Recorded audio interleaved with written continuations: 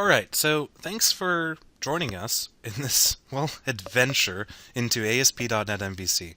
I hope you enjoyed the lessons, and I hope you found out some stuff that you didn't previously know, which, You know what? It was a pretty long haul, but you're not going to get a more comprehensive look at it, I don't think. I don't know any programming, and I learned a ton. yeah, and I really organized this in a way to be exactly how I would want things to be taught when I started learning this. So I know that some things may have been dense, but remember, practice. Type the code out and work with it. At the end of the day, these video Series.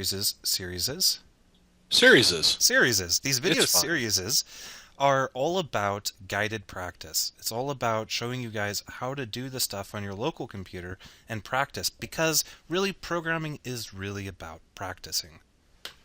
Like most everything else. Same way Exactly. you get to Carnegie Hall. So I hope that this, well, is good. I think it was outstanding. We hope to see you guys in the next series we do. We hope you loved this one as much as we did. And if you have any questions, post them to the forums on 3D Buzz or PM Nelson, because I certainly won't be able to answer them. All right. So we'll see you guys next time. Thanks.